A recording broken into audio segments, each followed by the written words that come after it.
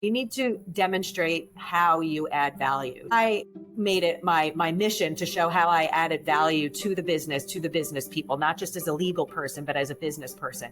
And I truly believe that if you do this, a seat will be made for you.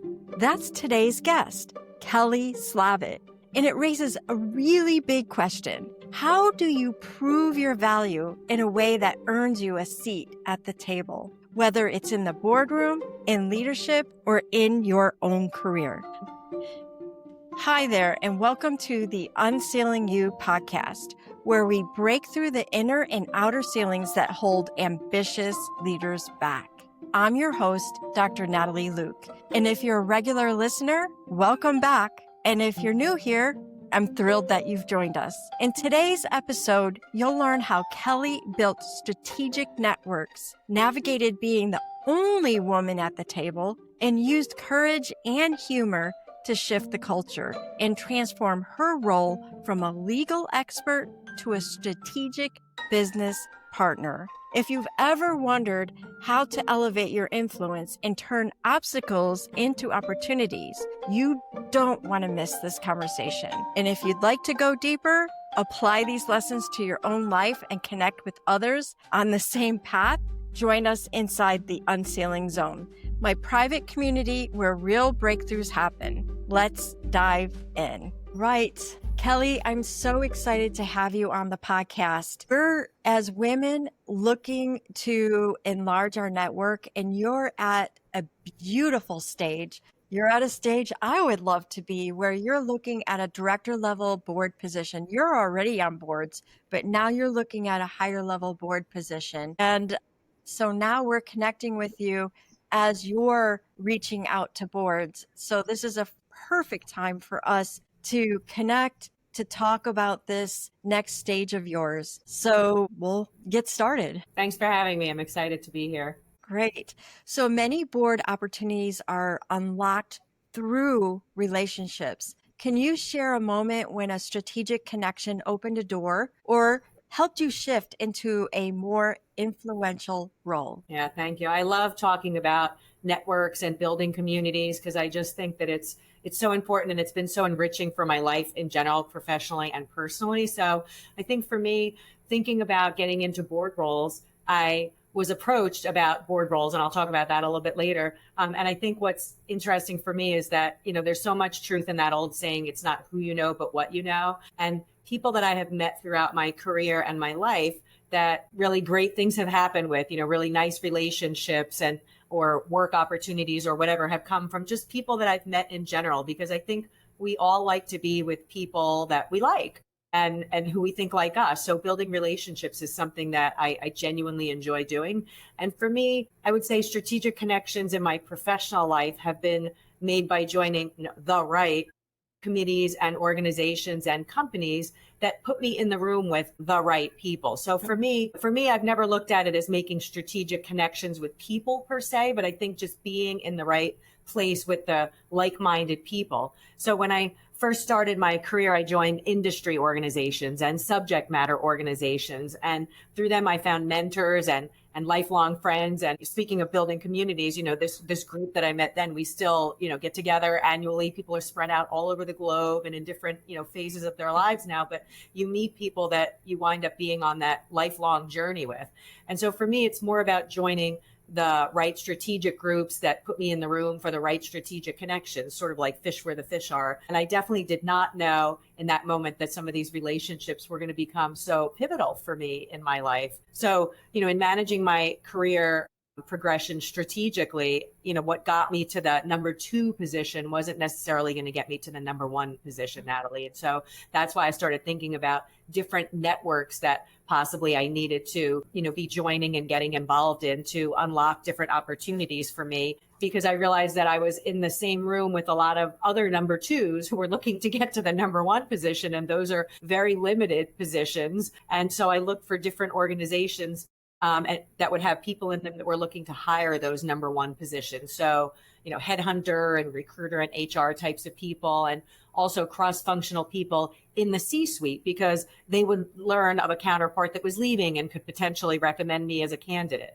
So it was through my first strategic connection that I was told about a number one role before it was even posted. And this was someone that I sat next to at a lunch. We hit it off, had no idea that, she would have an opportunity for me or I would have one for her. And, then she found out about an opportunity from a company that she had worked with. We were literally at a holiday event and for another organization and just chit-chatting. And she said, oh, yeah, that's right. That's what you do. In fact, I know somebody that's looking to, hire their first in-house general counsel right now. Let me put you in touch with the founder and CEO. And, it just sort of rolled on from something like that. So I never looked at, this woman's name is Elena. I never looked at Elena as a strategic connection. She just was part of a group that I was a part of, and it sort of, worked out. And, one last thing on my first advisory board roles also came through people that I met through my, old network who approached me. But when I decided to look for an independent board director position, I was told that these roles are mostly referred by other board directors. And I didn't have a whole lot of those in my network. So I sought out different strategic groups that put me in the room with people so I could make these new connections. And, I leveraged connections from my old network where possible. Like, for instance, the New York Stock Exchange had the board services database, and my former CEO, put me into that database by making a referral for me. So I really think that the connecting part is fun.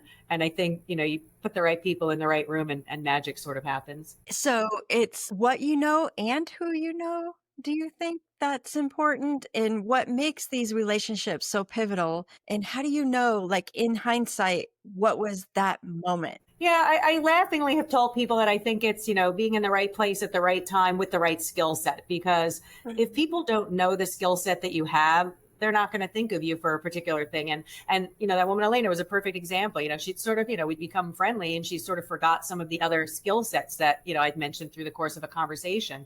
And so I do think that you need to have that skill set, because if the board doesn't know that you're really good at, risk management or governance or finance, or that, what you've done, or that you're like an AI expert, or whatever it happens to be. So I think it's, you need to have that skill set, but you need to let people know that you have it. And I think sometimes you get senior in your career and you forget that, wow, I really accumulated like a whole bunch of skill sets along the way, haven't I? So let me, let people know about that. Yeah, there you go. So boards are increasingly talking about inclusivity in their leadership, but being the only woman at the table, I mean, I can only imagine that it comes with a lot of pressure. I've heard other people talk about the pressure of being the only woman at the table. And so can you share a moment that illustrates how you led through that tension and used it to elevate others? Yeah, I'm in a profession that there are still not a lot of women in at the higher levels, certainly. And I would not have, I want to say this right off the bat, I would not have gotten to where I am without a lot of men who really were supportive and helped me get where I am. But that said, I do recognize that I'm frequently the only woman at the table. And that, I think, it's something I've gotten used to, but more than that, I don't try to be a man. I try to be a contributor, because if I'm a contributor, then honestly, they don't notice I'm a woman. We're just getting the job done. And that's the way it goes. So my approach in dealing with these, tense situations where the table is not as inclusive as I think that it should be is to first start with assuming good intentions, until proven otherwise. There's definitely not good intentions sometimes, but I try to give people that benefit of the doubt, because I believe that people can be ignorant sometimes. So I try to educate them first in those tense situations, because, sometimes people don't realize how their own cultural or age biases, come into play. So, yes, there's a glass ceiling, and you can either find ways to work around it, or you can find an excuse for why you don't succeed. So I think over time, I've gotten better at how to recognize those situations and how to handle, the microaggressions or the slights by men. I think I've stayed grounded and effective by reading the situation, then deciding what tactic works best. So a couple of specific examples are, sometimes I've used humor to raise the awareness of men that happen to be in the room. So one example was a company retreat that we were at, and my male boss asked me to go get the drinks for the four of us, where I was the only woman.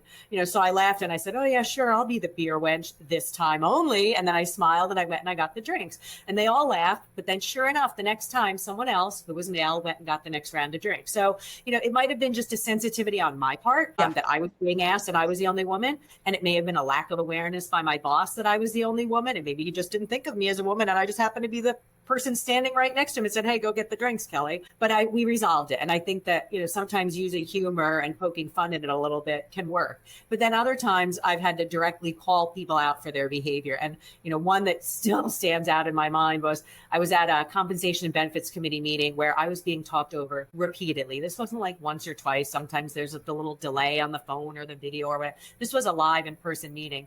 And this man talked over me repeatedly. And finally I said, and probably not as calmly as this because I was quite frustrated at this point, I said, "Please let me finish and stop talking over me repeatedly." And he just was taken aback for a minute and the whole room sort of fell silent.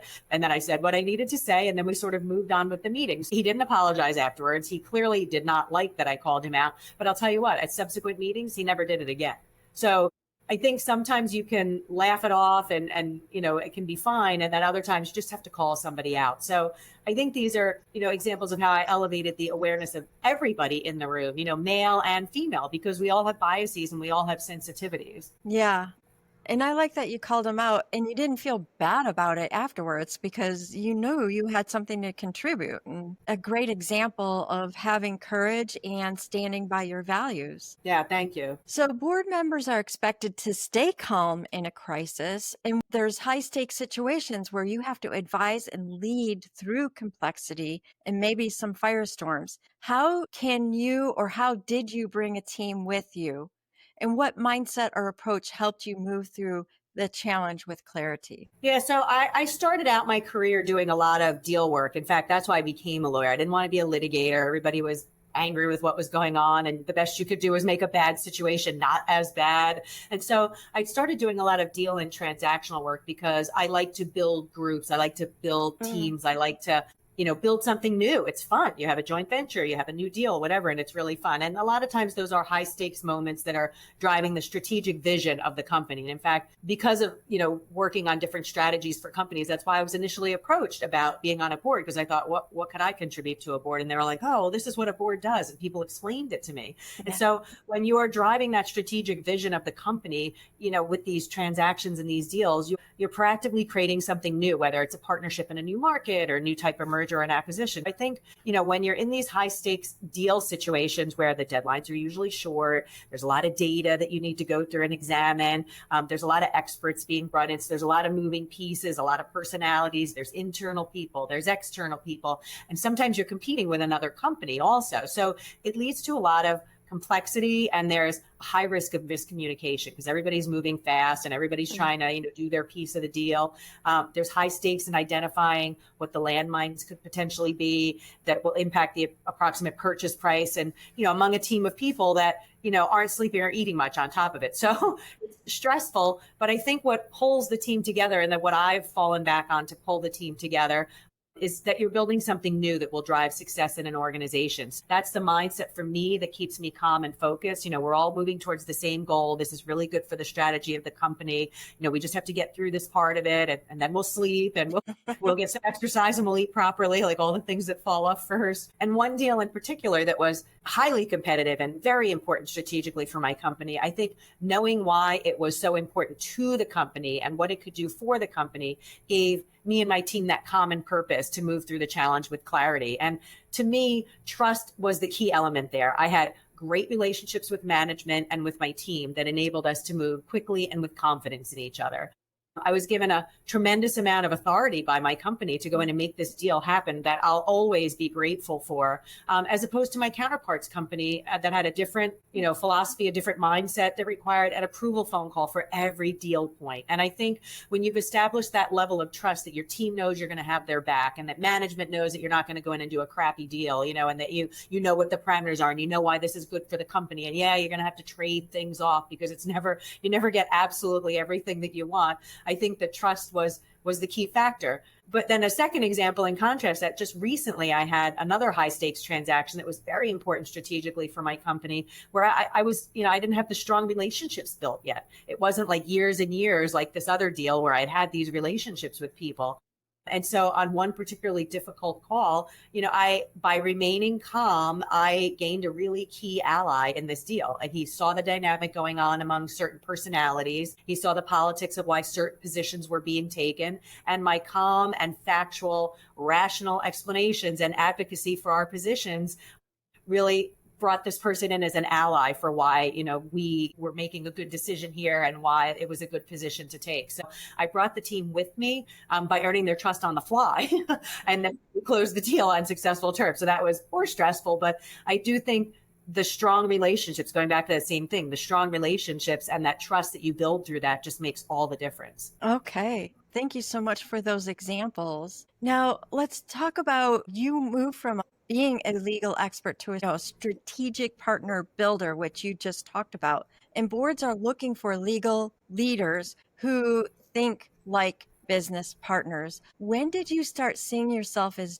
not just a legal person, but as someone who drives enterprise value? Yeah, that was a very proactive and purposeful move on my part. I left law firm early in my career to work within a corporation because I enjoy working in what I call the gray area. I think a lot of times when you work with lawyers, they're very black and white. The law says this, the law says that. And honestly, I'm more creative than that. And that's not the fun area to work in. The gray area to me is fun because it's where the business people work, right? It's in the practical, real life situations. It's not just, well, this could happen. Okay, yes, it could. I realize that's what the law says, but what's the enforcement like? What are the competitors doing? They're not going to go after everybody in the industry. So I think it's the practical side of me that has really drawn me more into the business side of things. So I think law firms can sometimes be a little bit ivory tower-ish and unrealistic about the on-the-ground realities of risk management that business people need to balance to remain competitive. So for me, the shift from just legal to someone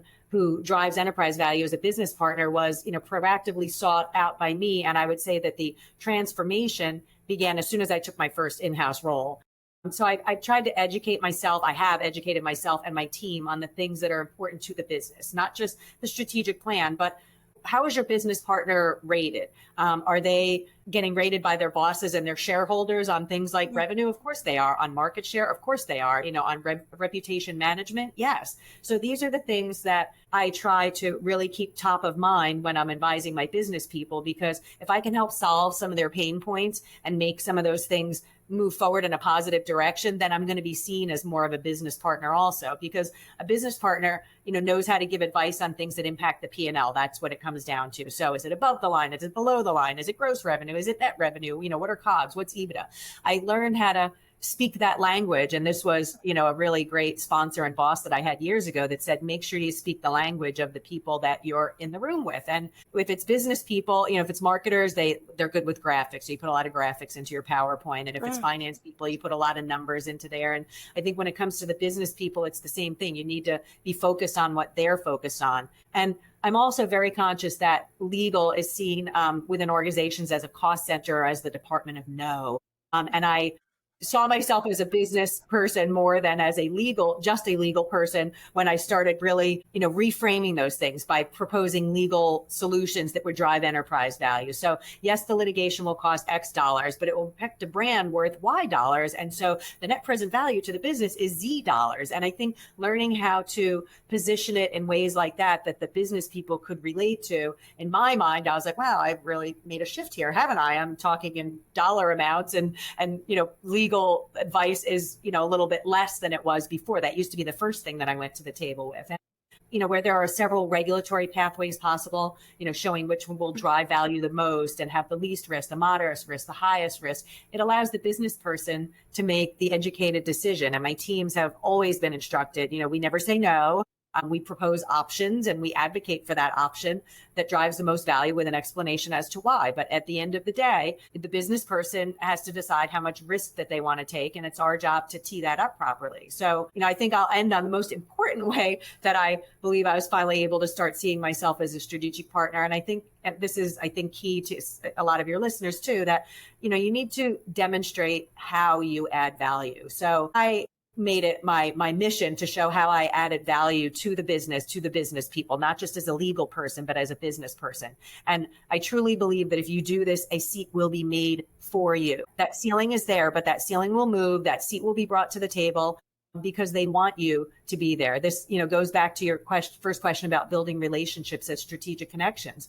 Through a relationship, I was told of an important meeting, which I was not invited to, but I knew I could add value. So I booked a flight and I just showed up and no one asked why I was there.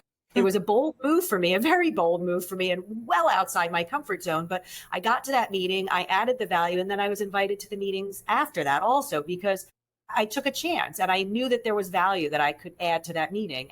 A second, I think, better example is the moment I knew my business partner saw me as more than just legal and as a strategic partner. We were called in to defend an advertising claim we made about one of the most important products in our portfolio. And my team sat down with our business partners and we, came up and showed them what the competitor is doing. We worked on a strategy, et cetera, what the outcomes would potentially could be, where we thought the risks were.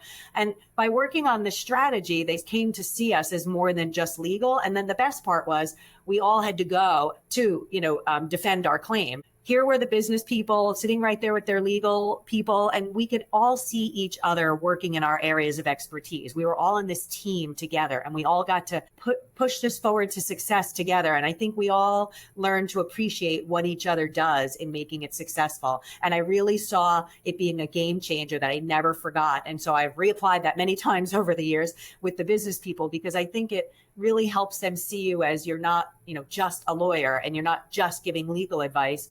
And it helps the legal team also to see that these are tough choices that our business partners need to make. Our sales team is out there trying to sell every single day, all day long, to prospects that may not, get back to them. And our marketers are trying to find a niche for us in the market. And, I think it's really good to put yourself in the other person's shoes and really be able to see what they're doing and just get that you add value as a strategic partner and will allow that seat to be made for you. You won't have to go over to the table. They'll be inviting you because they'll want to hear what you have to say. Thank you for that story. And also the bold move of flying out to the meeting because you knew that you can add value. And value leadership is a key priority in the boardroom. Can you share a story where you used your influence to drive equity, inclusion, and meaningful change within an organization? Yeah, it made me really reflective when you and I talked about this, because when I made the shift into a strategic management role on the management committee, I didn't fully appreciate how important that role could be in influencing change. I came from a very working class family, first lawyer in the family. And, you just kind of went in and you did your job. And I didn't really think I was influencing anybody. So it was a real mind shift and sort of cultural change for me to realize that. And I've always been a lead by example leader. So it wasn't exactly that, but it was the influence and power that came with the role. Another more senior management committee member who, probably she doesn't even remember saying this to me, but it really stuck with me. In fact, I should, send her a quick LinkedIn message later. She said, "Kelly, you cast a wider shadow than you realize." And it stuck with me because I didn't see myself as being that influential culturally, maybe, and being able to use that. So once I realized that, I took the opportunity to influence one company's volunteer and pro bono efforts globally and employee benefits. So specifically, I joined an 8-person bicycling team with my CEO and my CFO and other senior management members to raise money for the company's global charity.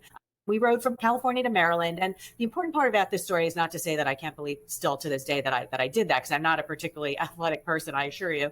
We led by example by showing that even some of the busiest people in the company, all married, all had kids, all had, things that they were doing besides their jobs, led by example to show how important volunteering is, to show how important this charity is, to be able to encourage others to likewise make the time and the effort. And I think that was a really important way that through my position, I was able to show people that, you can stretch yourself and you can push yourself beyond, things that you're comfortable doing. And, also specifically as a member of the Compensation and Benefits Committee, I used my influence to advocate successfully for meaningful change in the company's benefits policy for adoptive mothers. I think it created, where you were asking me about ripple effects. And I think, the ripple effect of both of these examples was showing people that you can really make a difference. Again, riding cross country a week beyond anything I'd ever done before. But, I think it showed make the impossible possible. We raised money to help children. We made a difference in those people's lives, but we also showed other people within the organization. And, I showed my children, as did my other management team, you can do this. It might not be something you've ever done before, and it might be scary, and you might have to train for it, and you might have to really hope you don't fall off your bike along the way. But, have a little courage and try some new things and push yourself, and you'll be amazed what you can accomplish. And as an adoptive mother who I only had 2 weeks off for maternity leave when I adopted my daughter, as opposed to the 6 weeks that I had for my son who was not adopted. And I think it created a nice ripple effect for future employees to see that you can advocate for the things that you want. And it was a matter of raising awareness. Truly, the Comp and Benefits Committee did not realize that there were different things being applied to adopted moms versus, natural birth moms, a lot of it around the healing of the body. But there's also that, bonding with an infant, and you're still sleep deprived. You're still up all night with an infant. So you do really need a little bit more time to get yourself back together. And I think that the ripple effect that was created by both of those is something that I didn't quite realize until I realized that, I had to cast a wider shadow, as this person had said to me. And I'm proud of both of those. Yeah, I really love that story, and also about the ripple effect. And I think sometimes people might feel like, especially when they have an ambition that's been in their heart for a long time, and they might feel a little nervous about sharing it, going out and pushing it. And so thinking about how you can actually impact others in a positive way really makes the difference in causing you to become brave enough to do it. So let's imagine a board nominating committee is listening right now. If you could say one thing to them about what you bring to the table, what would it be? I would say I bring a successful track record for helping set strategy and drive company vision, and in a non-implementation type of role, right? When you're on a board, you're more at the strategic level, and there are other people that are implementing and carrying it out. But, I think in setting that strategy and vision, I bring advice from a 20 plus year career of experience driving value through, risk management and governance. And I think that's it. You find where the value is and you help input that into the strategic plan. And I think I bring a lot of those skills that would be very useful to a board. Fantastic. And any board would be very fortunate to have you. My hope is that you are selected as a director of several boards and you get on as many as you would like to. No, I appreciate that, Natalie. I think there's a tipping point where there are too many boards to be on. So I'm really looking for one where I can, add the most value. But I appreciate that. And I hope your listeners took something, away from this call, not just my ambition to be on, more than an advisory board that I've been on, but, just about leadership and about pushing yourself and recognizing, yes, there's a ceiling, but don't let it, bump your head against it, but keep on pushing and find ways around it. Don't, use it as an excuse. Many people have had different barriers and ceilings and things in their lives for various reasons, and they've overcome them, or they've, found ways to maneuver around them, or found advocates to help them get through it, male and female. So this isn't just about, female empowerment to me. It's about getting around barriers and obstacles to accomplish the things that make you the happiest, in life. Life is short. You got to squeeze every minute out of it. Fantastic. What's one trait you look for in someone you mentor and one you avoid? Let me start with the avoid first. Sometimes in corporations, you get matched with people, and I was matched with several people over the years. And I think the common thread for me is anybody that just thinks that you're going to be their mentor because you're going to help them get a job. I mean, yes, in the end, that's what you're all trying to do, progress your career, but it's not, come and talk to me and I'm going to tell you about 3 open positions that I know with friends that are hiring. I'm happy to coach. I'm happy to give advice. I'm still a mentee with, many people as well, myself at this stage in my career. And I think, don't make it all about finding that instant job. This is about growing yourself. And so on the flip side of that, I think I look for somebody that's got some grit. They don't have an expectation mentality. They need to be willing to sort of do the work. Here's some advice. You can take it or not take it, but at least be self-reflective enough to know the things that you are good at, to know the things you need to be better at, to know what your dot in the distance is. If this is a role you want and these are 5 things you need to do and you've got 2, let's figure out a plan for you to get those other 3 to give you the best, chance of getting there. So I think be willing to do the work is a trait that I look for in a mentor for sure. I love that piece of advice. And so for the listeners that are part of my insider group, that would be the Spark members and the Unsealed members, we have some rapid fire insider group questions for you. Are you ready? Kelly, I thank you so much for reaching out to me, especially at this pivotal time. I really would love to hear how everything progresses, so please let me know. And thank you so much for being on the UnCeiling You podcast. Thank you so much for inviting me. When I saw your interview with a very good friend of mine, I thought, oh, I need to meet Natalie. So this has been a very nice experience, and I really appreciate you having me on here. Thanks. Good luck to you. Thank you so much. What a powerful conversation with Kelly Slavitt. If you've been listening closely, here's what you should be walking away with today. Relationships open doors. Being in the right rooms with the right people changes everything. Your skill set matters only if people know about it. Don't keep your strengths a secret or hidden. Courage and presence break ceilings. Whether it's calling out bias, using humor, or standing firm, you can shift the culture around you. Adding value earns you a seat. When you consistently show up and move the business forward, people want you at the table. Now, if today's episode spoke to you and you're ready to go deeper, I'd love for you to join me inside the Unsealing Zone. That's where we take these lessons beyond listening. It goes into practice, community, and real growth. You can find all the details at unceilingzone.com. That's UnCeiling zone.com. Come connect, reflect, and rise higher with us. Thank you for spending this time with me and Kelly. Until the next time, keep unsealing your potential.